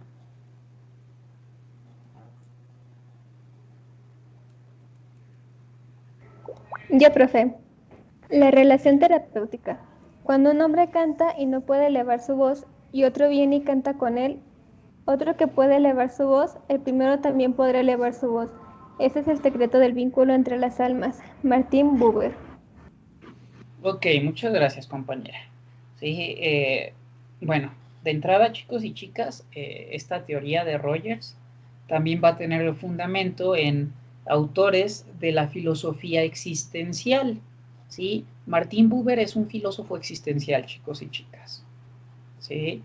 Que desde dentro de su existencialismo, pues, la psicología humanista se apropia de estos conceptos, de estas ideas, porque la psicología humanista también tiene bases en conceptos de la filosofía existencial, ¿sí? Y entonces, a grandes rasgos, ¿quién se anima a decirnos qué entiende de esta metáfora de Martin Buber? Porque aquí está haciendo una metáfora, ¿sí? Cuando un hombre canta y no puede elevar su voz y otro viene y canta con él, otro que puede elevar su voz, el primero también podrá elevar su voz. Ese es el secreto del vínculo entre las almas. ¿Qué entienden con esta metáfora de Martin Buber que acaba de leer su compañera y que acabo de repetir? Profe, yo quisiera hacer una mención al respecto. Yo en lo personal me sorprendió bastante escuchar esta frase, porque efectivamente a mí me pasa. Bueno, yo en lo personal estoy tomando clases de canto. Entonces, efectivamente, cuando mi maestra empieza a cantar una nota en la que yo estoy teniendo dificultad, solamente con el simple hecho de poderla escuchar a ella, yo me siento con la capacidad y con la confianza, que no sé de dónde viene, no sé, nadie, la maestra en ningún momento me comenta, es que tienes que tener confianza y tienes que tener seguridad, sino simplemente uno, por automático, Te trata de sientes en imitar. confianza, ¿no? Exactamente, y ahí es donde sale ya la nota, y es donde sale más la voz, y ya por consecuente, a la próxima vez que se vuelve a intentar, ya no me cuesta tanto trabajo llegar a esa nota. Entonces yo puedo contextualizar esto en que es como los niños luego ven cuando los adultos se atan las agujetas de los tenis. Mira, si yo puedo, tú también puedes. Es como un pequeño trampolín que a la otra persona, ya sea por miedo, por desconfianza, por inseguridad, por el temor a una objeción, a un juicio, es por eso que se retraen y por eso no lo hacen. Entonces yo siento que esto es más como darle un empujoncito a una situación en la que el paciente efectivamente no se siente con la confianza o con la capacidad necesaria para poder hacer cualquier cosa. Efectivamente, compañera, nada más lo único que yo quitaría de su reflexión es dar un empujoncito, ¿sí? Porque desde la psicología humanista, por así decirlo, compañera, no damos empujoncitos. De hecho, lo que usted nos acaba de describir, usted nos dijo, es que mi maestra no me dice que tenga confianza, no me dice nada, sino que usted con el simple hecho de escucharla, no es que su maestra la empuje, usted solita se animó, ¿sí? Entonces, nada más como quitar esto del empujoncito, todo lo demás que dijo es súper claro. De hecho, mire, es un ejemplo súper puntual, ¿no? Porque justamente con esta metáfora es lo que a usted le pasa en una clase de canto, ¿no? O sea, no estaban tan perdidos los filósofos, ¿no? Con estas reflexiones que hacen muchas veces. Entonces, desde este enfoque, compañera, no damos empujoncitos, sino que generamos ambientes de confianza para que el otro solito o solita pueda animarse, ¿sí? Pero no porque aventamos al niño a la alberca, sino porque nosotros nos aventamos y salimos y nos aventamos y salimos, entonces el niño ya ve, pues mira, no está tan difícil, ¿no? Y él ya solito se ambienta. Cuando se habla de aventar, se habla de una exposición a la situación, que es más desde otro enfoque. No sé si me explico, compañera y compañía. Sí, maestra. Sí, efectivamente. ¿Sí? Entonces, este es uno de los grandes aspectos de la actitud que tiene un terapeuta desde este enfoque, compañera. ¿Sí? Nosotros generamos ambientes de confianza para que los pacientes poco a poco, ¿sí?, a su ritmo y a su tiempo, tomen una decisión, ¿no? El otro día me decía una paciente, ¿no? Pero es que entonces, tengo que hacer esto, y yo le decía, pues yo no sé si tengas que hacerlo. Me dice, bueno, no es que lo tenga que hacer, pero pues es que lo que estamos reflexionando en la terapia es que yo no estoy pudiendo decirle que no a mis familiares. Ok. Y luego, luego me digo, como reflexionando por qué no puede, ¿no? Y entonces me decía, bueno, pero ¿qué va a pasar si mañana me enfrento otra vez a esta situación? Pues yo le decía, bueno, es que yo no puedo estar ahí a tu lado y decirle que no a tu familiar. Esta es una acción que depende de ti. Tú hablas del hecho de poder decir que no a partir de lo que aquí viste en terapia, pero solamente de ti depende decir que no. Y si no puedes decir que no, pues yo no te voy a juzgar, ¿no? Y aquí te recibiré el siguiente viernes para que sigamos trabajando, ¿no? Y que en un determinado momento, pues tú puedas ya por fin decir que no a partir de esto que tú te das cuenta y que ya te diste cuenta. Sin embargo, todavía te falta el siguiente paso, que de esto que te diste cuenta, actuar con base a ello. Pero pues yo no te voy a empujar a que ya lo hagas, o yo no te voy a decir a que ya lo tienes que hacer. Vas a ir a tu ritmo, ¿no? Y a tu tiempo, ¿no? Entonces, bueno, es un poco. Creo que alguien más abrió el micrófono, ¿no? No sé si había una duda, pregunta o comentario. Fui yo, profesor. No, nada más para decirle que yo en lo personal lo relacioné mucho con lo que nos comentó en la novena clase con la psicóloga Carmen Sánchez. Lo relacioné mucho con lo que ella exponía. Con esta Miriam Muñoz. ¿Del video de la página de Facebook? No, en la clase novena nos habló de una autora, una psicóloga, Carmen Vázquez. Ah, sí, cierto. De ella. Lo relacioné mucho con ella, porque había una frase que nos dijo usted en la que ella decía o afirmaba sobre cuando una persona está preparada para recibir. O sea, yo tengo toda la intención de ayudarla, pero la persona si está preparada y lista para recibir el conocimiento, pues es cuando el principio de la relación, hablaba usted, de la relación terapeuta-paciente. Y que muchas veces, compañera, no necesariamente depende de nosotros, porque nosotros podemos estar haciendo lo necesario para generar un ambiente de confianza, pero el otro tiene su ritmo y su tiempo, ¿sí? Y recordemos que una actitud defensiva, compañera, siempre tiene que ver con el miedo o el temor a salir lastimados, ¿sí? Porque así es, por ya eso nos han lastimado.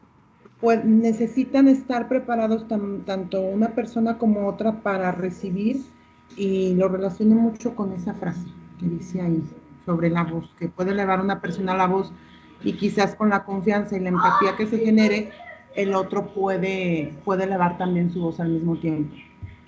Efectivamente, o sea, tenemos que generar un ambiente donde el otro pueda confiar, ¿no? Donde el otro pueda abrir su vulnerabilidad, donde el otro no sienta que al abrir su vulnerabilidad va a ser lastimado, va a ser exhibido, va a ser evidenciado, va a ser juzgado, ¿sí?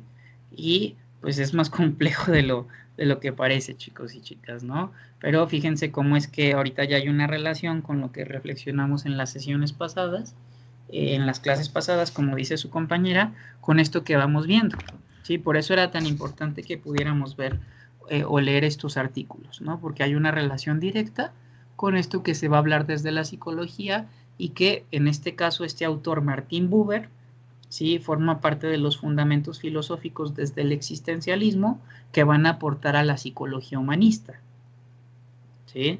Dentro de la cual se encuentra la terapia centrada en el cliente de Carl Rogers, ¿sí? ¿Alguien más entiende algo distinto, comprende algo distinto de esta metáfora? Porque recordemos que cada uno lo visualiza desde su propia subjetividad. La compañera lo relacionó con lo que reflexionamos hace 2 clases, la otra compañera con sus prácticas de canto. ¿Qué más alcanzan a percibir, compañeros y compañeras?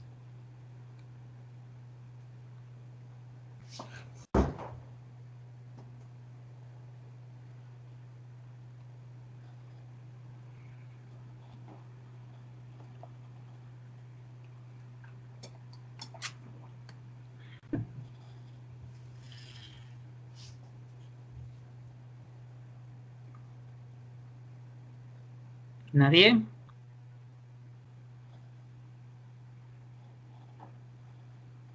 ¿Va claro hasta aquí la comprensión de esta metáfora, de esta información, de esta reflexión filosófica? Porque es una metáfora filosófica de este autor, ¿no? Es decir, ese es el secreto del vínculo entre las almas, la confianza, ¿no? El apego seguro, ¿sí? De hecho, se habla en la psicología se habla del apego seguro, ¿verdad? En los primeros años de vida, de la importancia del apego seguro, ¿no? Que nos lleva a la confianza, ¿no? Que quizás ustedes en la materia de psicología del desarrollo o psicología de la infancia desarrollaron este tema, ¿no? ¿Qué implica el apego seguro? ¿De qué se trata el apego seguro? ¿No? ¿Qué conlleva el apego seguro? Y si no, les recomiendo que lean el libro de John Bowlby de Una teoría sobre el apego seguro, ¿sí? Porque sobre todo los que van a ser psicoterapeutas de niños o de infantiles, y también a los de adultos, porque al final del día esos adultos fueron niños que desarrollaron un apego seguro o no seguro. ¿Sí? ¿Quién nos apoya con la siguiente diapositiva, chicos y chicas?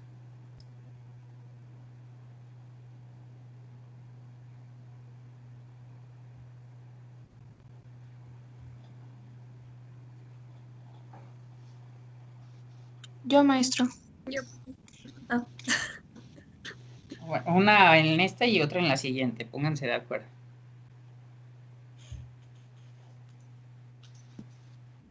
Si gusta mi compañera, ahorita Ok. Ser verdadero no depende del material del que estés hecho, le contestó el caballito de cuero. Es algo que te sucede cuando un niño te quiere por mucho, mucho tiempo. No solo para jugar, sino que realmente te quiere. Entonces te vuelves de verdad. Ok. Muchas gracias, compañera. Bueno, estas siguen siendo metáforas, ¿no? Que nos invitan a reflexionar, ¿no? Frases, si le gustan llamar filosóficas, ¿no? Que una metáfora es tratar de entender el significado, ¿no? Que envuelve cierta frase, ¿no? Entonces aquí la compañera nos leyó que ser verdadero no depende del material que estés hecho, ¿no? Nuevamente aquí en estas frases, chicos y chicas, pues hablan de la importancia del vincularnos, ¿no? Del vincularnos los unos con los otros, ¿sí? Y cómo esta vinculación entre los unos con los otros promueve, ¿sí? El acto de ser verdaderos, ¿no? De poder ser auténticos, ¿no? En la medida en que yo estoy en un ambiente donde confío, donde puedo ser yo, donde no me siento juzgado, pues puedo ir despojándome de las máscaras, ¿verdad? De lo que hablamos en la personalidad, en que la personalidad es la persona, es la máscara, ¿no? ¿Sí? En la medida en que el ambiente es seguro, nos podemos ir quitando las máscaras, ¿no? Que creamos o desarrollamos para adaptarnos, para sobrevivir, ¿sí? En esa medida podemos ser más auténticos porque confiaremos más en nosotros, ¿sí? Y entonces siempre va a haber una correlación entre el ambiente en el que estamos y el cómo nos sentimos, ¿sí? Y ustedes pueden decir, no, pero es que a mí yo me siento igual de confiado en un ambiente hostil que en un ambiente que no. Posiblemente, ¿sí? Pero no por mucho tiempo, ¿sí? O sea, tú puedes aguantar o estar en un ambiente hostil entendiendo que a lo mejor va a ser un lapso o un periodo breve y que después vas a regresar a tus ambientes o a los lugares donde tú sí te sentiste en confianza, ¿no? Para regresar y retroalimentarte de tu ambiente seguro y decir, no, sí, esto me da estructura, esto me da forma, ¿no? Sí, no estoy loco, ¿verdad?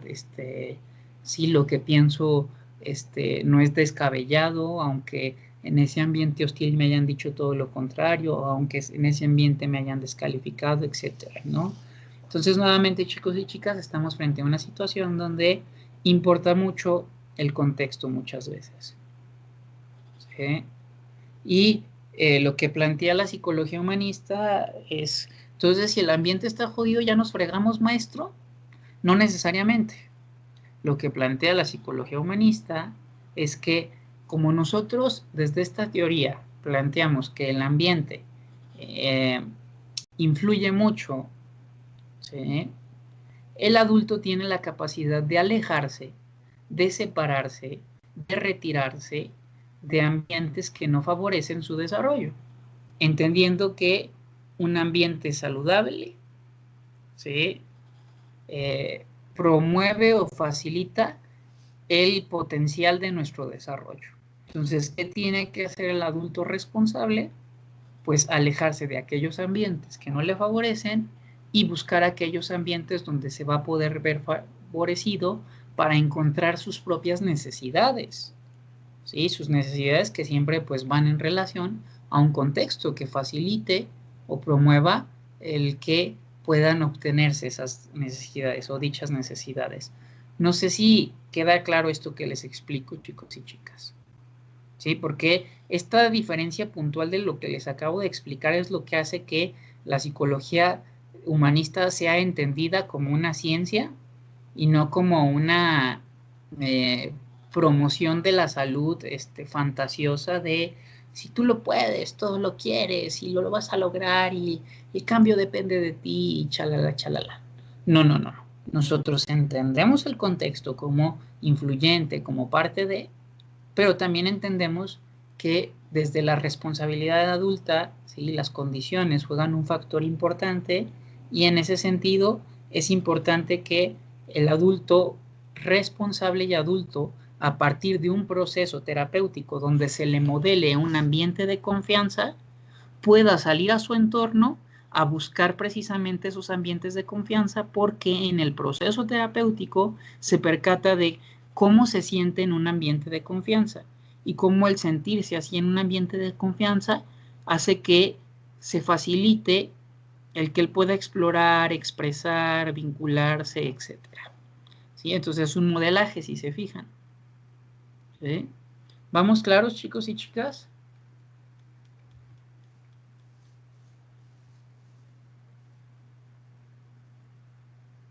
¿Dudas, preguntas, comentarios?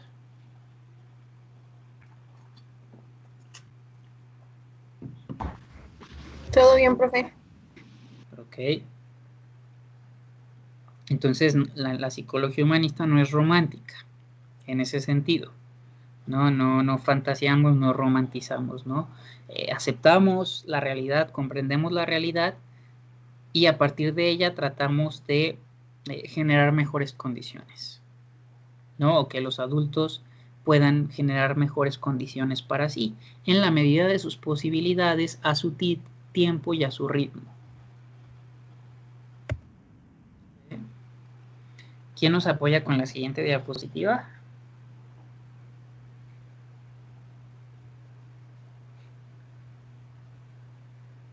Bueno, creo que una compañera quería leer, ¿no? Después que las dos abrieron el micrófono. Yo, maestro. Adelante. Psicoterapia humanista. Lo que la hace diferente es su actitud, ya que es que se responsabiliza de crear un espacio terapéutico no amenazante para el cliente y trabaja para establecer una relación sana que le sirva de modelo relacional al consultante de sus relaciones con otras personas significativas. Muchas gracias, compañera. Bueno, esta frase es de Víctor Silva, chicos y chicas. Víctor Silva fue un maestro que yo tuve en la licenciatura en mi formación. Es uno de los grandes maestros que yo he tenido, o de los maestros con los cuales yo he aprendido mucho, ¿no? Cuando yo tuve la formación en la carrera, él me dio las clases de técnicas de la entrevista y de casos clínicos. Me dio clases en 5 semestres o 5 cuatrimestres, ¿no? Y él nos enseñó toda esta parte de la terapia de Rogers, ¿no? De las actitudes terapéuticas que tenemos desde la terapia rogeriana, etcétera, ¿no? Y entonces, esto que nos acaba de leer la compañera es lo que justamente les estaba explicando hace unos momentos con otras palabras, ¿no? Entonces, de entrada en la psicoterapia humanista, nosotros como terapeutas nos responsabilizamos de nuestra actitud y cómo nuestra actitud tiene que facilitar, ¿sí?, un espacio terapéutico que sea no amenazante para el cliente, ¿sí?, para que el cliente pueda sentirse en confianza. El cliente va a aprender de esta situación, no solamente a nivel cognitivo, sino a nivel sensación. Vas a ver qué se siente estar en un ambiente de confianza donde no te juzgan, donde son empáticos contigo, donde no te vulneran más de lo que tú ya te sientes y donde respetan tu vulnerabilidad, ¿sí? Esta sensación que el paciente va a sentir en la terapia le va a modelar una manera de cómo vincularse. Por eso se habla de un modelo relacional, ¿sí? Porque, pues si en la terapia el paciente aprende a sentirse no juzgado, y al no sentirse juzgado se siente bien, cuando salga a su entorno, ¿sí?, pues obviamente a partir de esta sensación de bienestar, pues ya no va a querer ser juzgado, ¿verdad, chicos y chicas? ¿No? Y entonces va a ser, como les diré, un punto de quiebre o un aspecto contrastante. Por eso es que este modelo relacional le va a permitir al cliente, pues, pensarse, verse, prestar atención en sus relaciones significativas. ¿Y cómo es que se sienten estas? ¿sí? Y qué pudiera modificarse, qué pudiera cambiar. Si se fijan, la terapia muchas veces es como una, como decía una compañera el otro día, una mariposa que vuela en Japón y que genera un tornado en Norteamérica, ¿no? O sea, el que una persona inicia proceso implica que la dinámica en los ambientes de esta persona comiencen a modificarse con sus resistencias, con su rechazo al cambio, etcétera, etcétera, ¿no? Con su apertura al cambio, pero genera un impacto, ¿sí? En los allegados, en las personas cercanas a aquella persona que está tomando terapia. Porque si tenemos un paciente que nunca puso límites y a partir de que pone límites empieza a poner, a partir de que toma terapias, perdón, empieza a poner límites, pues quizás esto no le guste a la gente de su alrededor, ¿no?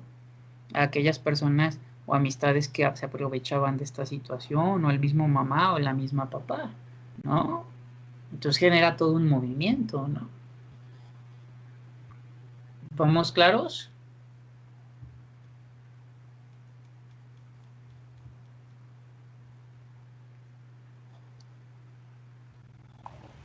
Sí, profe. Sí. Gracias, compañera. Los demás, chicos y chicas. No, por eso puse esta imagen, ¿no? Aquí, de esta información.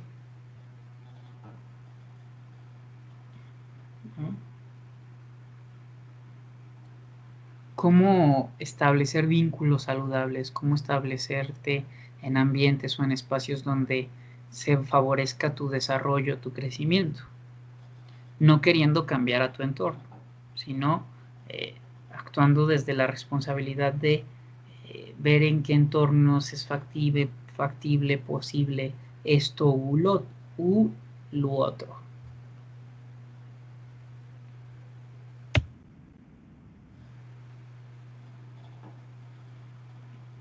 ¿Sí? La siguiente, ¿quién nos acompaña?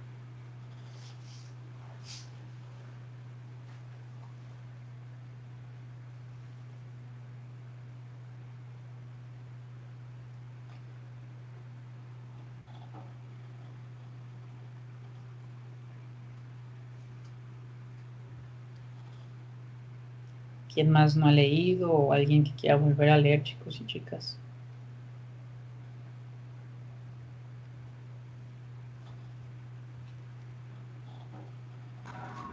Yo, profesor. ¿Qué? La psicoterapia es una relación creativa entre dos personas. Una de ellas tiene un entrenamiento para proporcionar el autodescubrimiento de la otra. Este proceso, como muchas situaciones en la vida, implica cambios. Bueno, gracias, compañera. Luego, no sé cómo le hago, pero lo que voy explicando de una diapositiva previa a la siguiente, luego en la siguiente está escrito. Les comento, ¿no? Aquí se habla de una relación creativa entre dos personas. ¿A qué se refiere con relación creativa entre dos personas? Se refiere a una relación donde consultante y terapeuta están interactuando y co-creando un ambiente, una situación, ¿sí? Una situación donde uno tiene un entrenamiento y el otro está ahí para descubrirse a sí mismo, ¿sí? Aquella persona que tiene el entrenamiento, que somos nosotros los terapeutas, ¿sí? No nos sentimos más ni menos que el paciente o el cliente. No sé si recuerdan esta primer clase donde les ponía este video sobre la psicología humanista de esta autora, ¿sí? Que hablaba de que era una relación horizontal, ¿sí? De tú a tú, ¿sí? Donde no existe la bata blanca del curador versus el enfermo, ¿sí? Entonces, nosotros como terapeutas humanistas tenemos un entrenamiento, una metodología donde nosotros somos responsables de dichas actitudes que tenemos y de dicha metodología para facilitar, ¿sí?, que el cliente vaya descubriéndose a sí mismo, ¿sí? Entonces no es que el psicólogo humanista le diga al paciente, es que tú haces esto, por lo otro, tú eres esto por esto y por lo otro, sino que hacemos las preguntas adecuadas para que sea el mismo paciente o cliente quien se dé cuenta de, entonces ya entendí que hago esto y por lo otro. Entonces me estoy dando cuenta que cada vez que me pasa esto, yo tiendo a hacer esto, ¿no? Entonces es un acto de autodescubrimiento, ¿sí? Donde el paciente, al percatarse por sí mismo de lo que hace, deja de hacer, también se llena de confianza en el sentido de que él mismo se va dando cuenta, ¿sí? Y este acto, ¿sí? De percatarse y de darse cuenta, pues conlleva a que las cosas cambien, ¿sí? Para el paciente o cliente y para el contexto en el que este paciente o cliente se desenvuelve, se relaciona, como les expliqué en la diapositiva anterior, ¿no? Pues estos cambios que vamos haciendo, pues repercuten o impactan sobre nuestro ambiente. A veces de manera favorable, a veces de manera no tan favorable, ¿sí? A veces con aceptación, a veces con rechazo, pero impactan de una u otra manera. Y las dinámicas familiares, contextuales, ambientales comienzan a modificarse. ¿Por qué? Pues a partir de que alguien cambia una actitud, un comportamiento, pues el entorno sufre un cambio, ¿no? Que implica una readaptación, donde se incluye a la persona que cambió o donde se excluye a la persona que cambió, si hay un rechazo, ¿no? Sé que algunos de ustedes, por los trabajos que he leído a lo largo de estos 2 cuatrimestres, han hecho procesos terapéuticos, ¿no? Incluso, pues, varios de ustedes, estos procesos terapéuticos fueron como la motivación que les dio para estudiar terapia, ¿no? O sea, para estudiar psicología, ¿no? Yo fui a un proceso, me sirvió, me ayudó y entonces por eso quise estudiar psicología, ¿no? Entonces, ustedes que han hecho procesos, ¿no? Pues cómo estos procesos que hicieron repercutieron no solamente en ustedes, sino en el entorno en el que ustedes se encontraban, ¿sí? Como les dije, no siempre es de manera favorable, a veces no es lo que nosotros imaginábamos, esperábamos o expectábamos, pero cambios son cambios, ¿no? Porque la vida misma implica cambios, porque la vida misma es cambiante, por eso es que la empatía es un proceso, ¿no? Que se va construyendo sesión a sesión, ¿sí? La terapia es un ambiente seguro donde se co-crea, ¿sí? Donde coexiste, ¿sí? Una interacción que tiene la intencionalidad de que uno de los participantes se descubra con mayor conciencia a sí mismo. Vamos, chicos y chicas, dudas, preguntas, comentarios.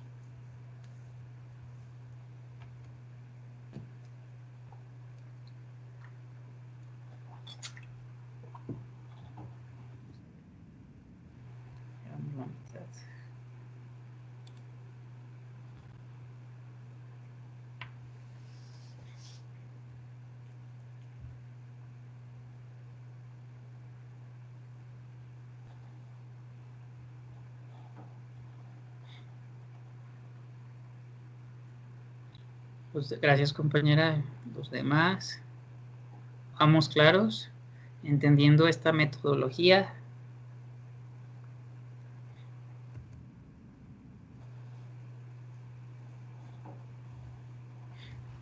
Sí, profe, yo creo que este tema está un poquito más digerible que los otros. Lo podemos aplicar en situaciones habituales más fácilmente. Y también es que es el tema donde yo más conocimiento tengo, compañera, porque al final del día esa es mi formación, entonces creo que de alguna manera el que yo tenga muchísimo más claro toda la metodología terapéutica del humanismo de Rogers y la psicoterapia gestal, pues facilita también que se los pueda explicar con mayor claridad. También es un poco esa parte. Pero sí son teorías de mayor o de más fácil entendimiento, ¿no? Que lo más, dicen que por ahí lo más complejo muchas veces es explicar de manera simple, ¿no? Entonces, usted, compañera, que abrió el micrófono, ¿nos apoya con la lectura de esta siguiente diapositiva? Claro, profe. El objetivo de una relación terapéutica humanista es crear un entorno que facilite el desarrollo de las capacidades del cliente, con el fin de poder ajustarse al entorno y resolver creativamente los desafíos que plantea la vida. Ok, muchas gracias, compañera. Entonces, en este sentido, aquí se habla de los desafíos que se plantean en la vida. Nuevamente nos despabilamos, chicos y chicas, y salimos de esta creencia o nos hacemos a un lado de esta creencia de que la psicología humanista romantiza la vida o la realidad, ¿no? La psicología humanista, al igual que diversos enfoques, reconoce los conflictos que se dan en la interacción humana, ¿sí? En la vida humana siempre va a haber algún conflicto, ¿sí? Algo por resolverse, algo por ajustarse, algo por enfrentar, algo por clarificar, etcétera, ¿no?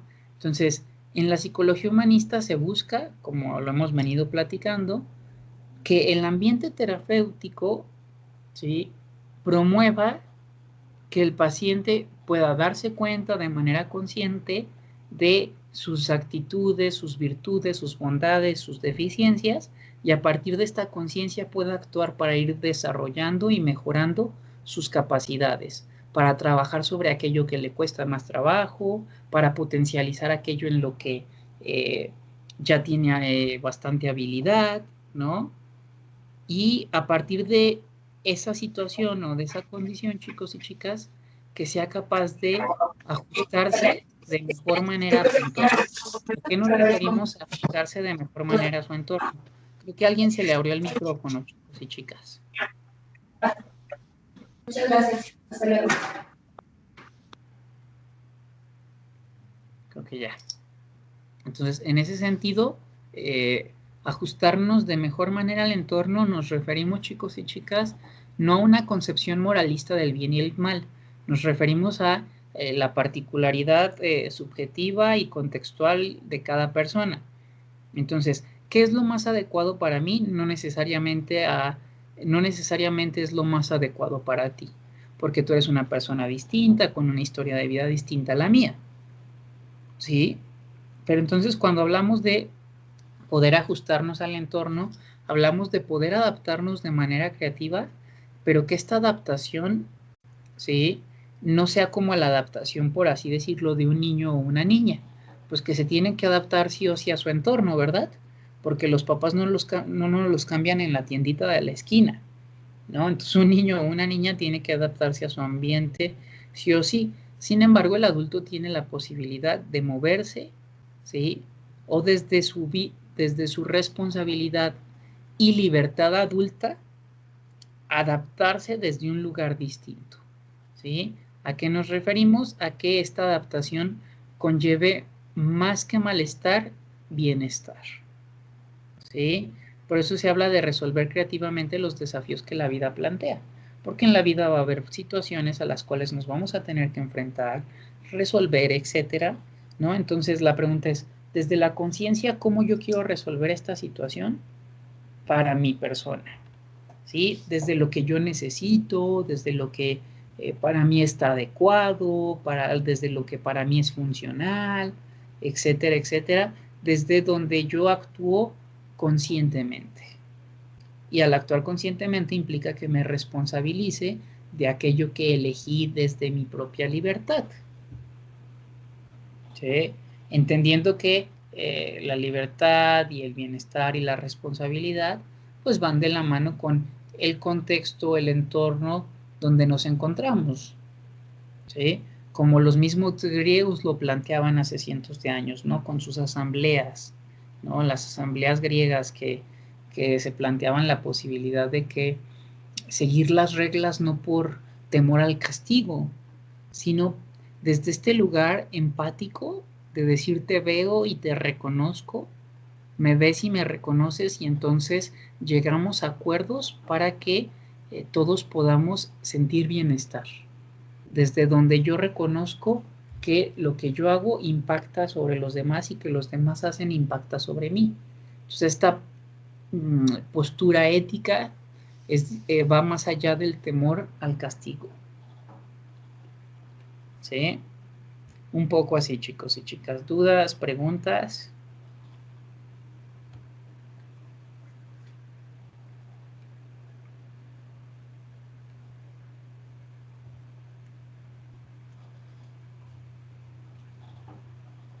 ¿Cómo vamos hasta aquí con la información?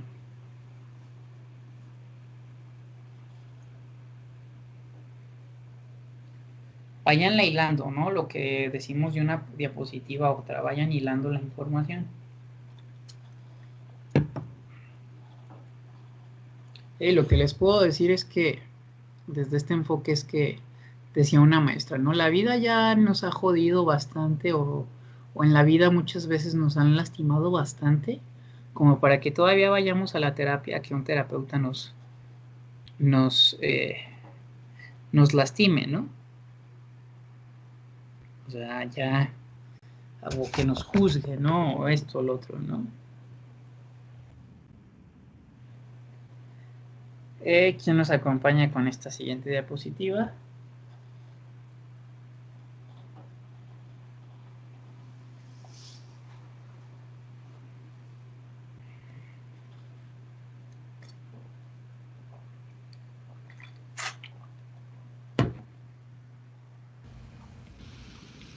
Profesor, ¿puedo participar? Adelante. Visión del ser humano. ¿Existe una visión del ser humano como un organismo básicamente digno de confianza? Ok, gracias, compañera. No, y aquí tenemos una imagen abajo, ¿no? Este es un ejercicio de confianza. No sé si en alguna ocasión se los han hecho, chicos y chicas, ¿no? De dejarte caer y que confiar en que alguien te va a atrapar.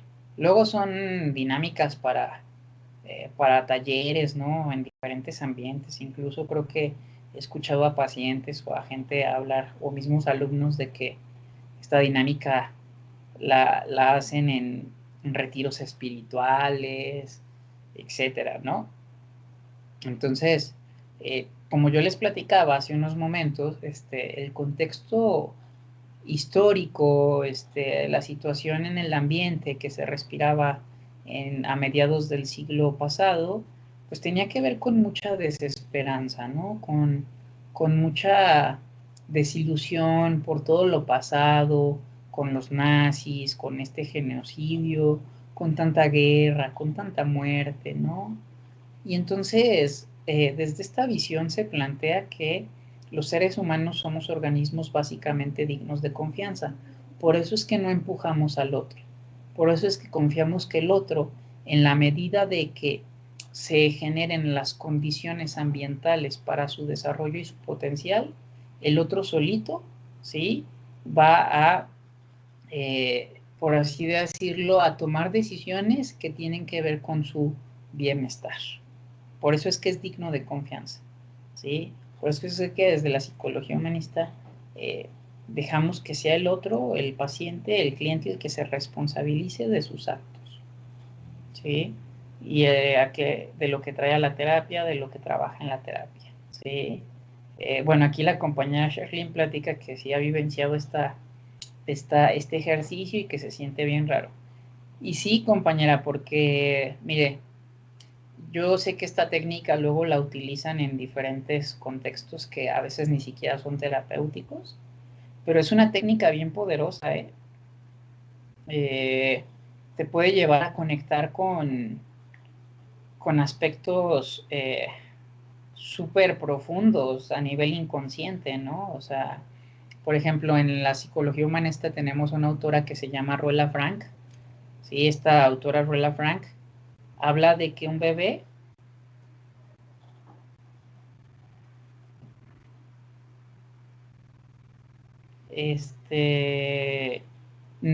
lleva a cabo 6 movimientos fundamentales, ¿sí? En este apego seguro de los primeros años de vida, y que el adulto tiene que estar ahí para, por así decirlo, danzar o fluir con estos movimientos fundamentales que un bebé tiene, ¿no? ¿Sí? Y entonces, uno de esos movimientos es el soltarse, ¿no? El agarrarse, el alcanzar, el empujar, el atraer, ¿no? Entonces, Imagínate que tú fuiste una bebé que no se sintió bien agarrada, ¿no? O si se fijan cómo hay bebés que se arquean, que se avientan hacia atrás cuando los estás cargando, ¿no? Con la confianza de que los vas a sostener. Imagínate que por tu historia de vida fuiste una bebé que le cuesta soltarse, porque sintió mucho miedo. Siendo una bebé, sentiste mucho miedo, ¿no? Entonces te cuesta soltarte, te cuesta relajarte. Imagínate que te metan a uno de estos ejercicios. ¿Hasta dónde te pueden llevar? ¿No?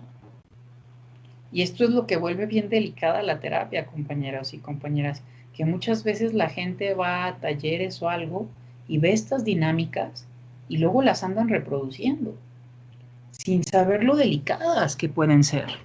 Porque si te puede ir una persona a una regresión profunda con esta dinámica, así dirán, ay, profe, qué exagerado, así se van, ¿no? Conectas con situaciones muy profundas. Yo recuerdo, me tocó una compañera hacer este ejercicio, ¿no? Soltarse, dejarse caer. En un taller en el que estuve, se quedó en el piso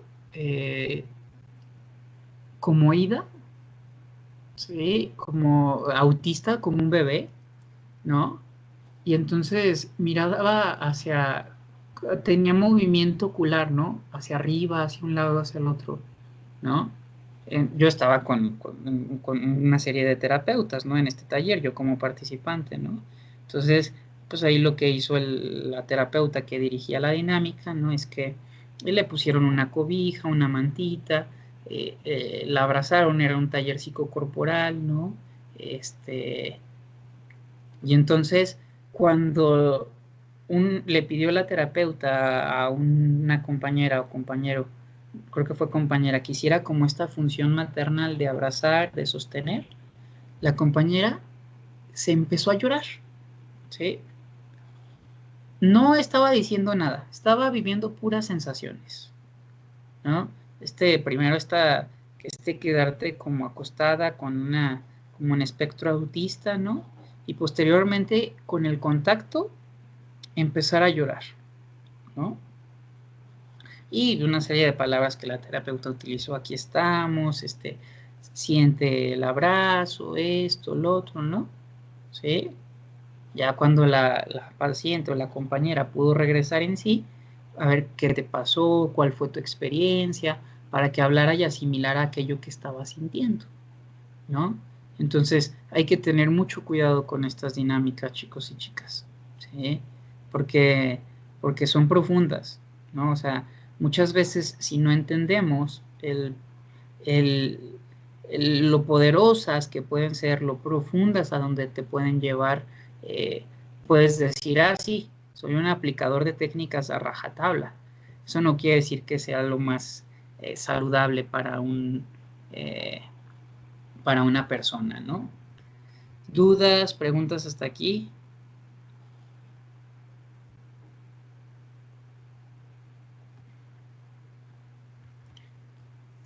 ¿Siguen por ahí?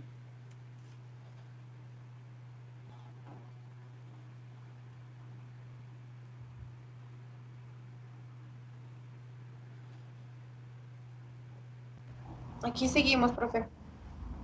Ok, ¿vamos claros?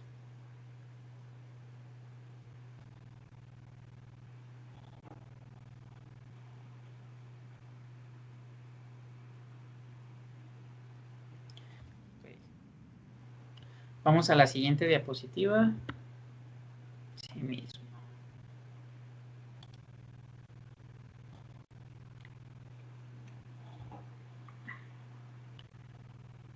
¿Quién la lee?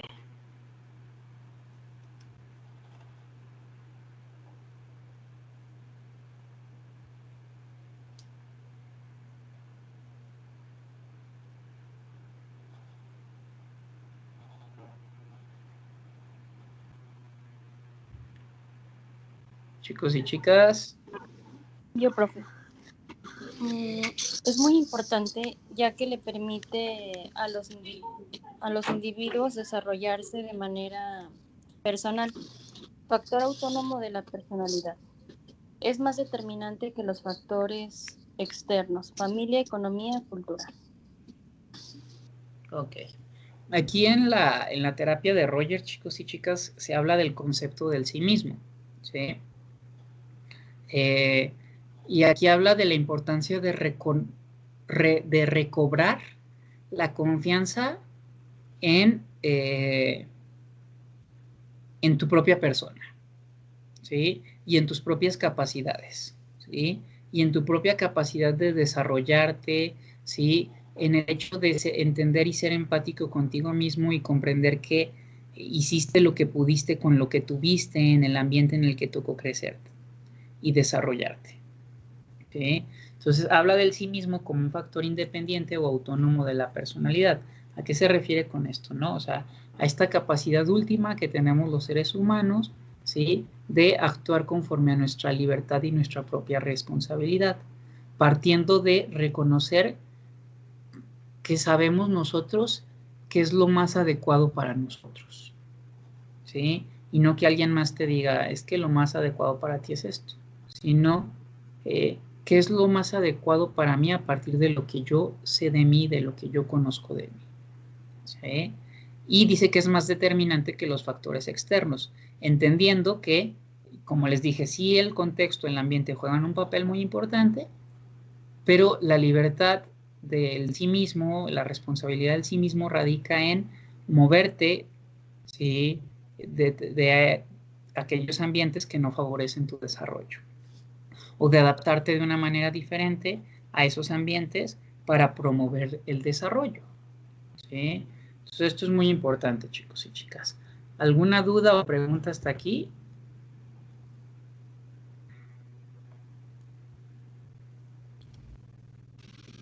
No, profesor.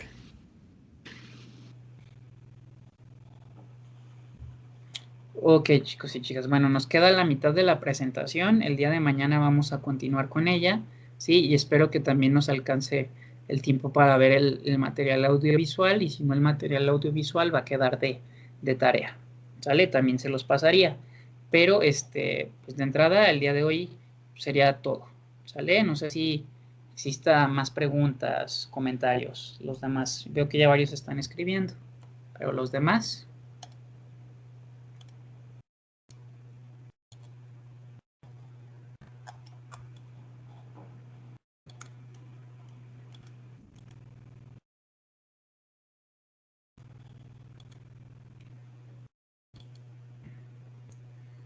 Muy bien, voy a dejar de compartir la clase.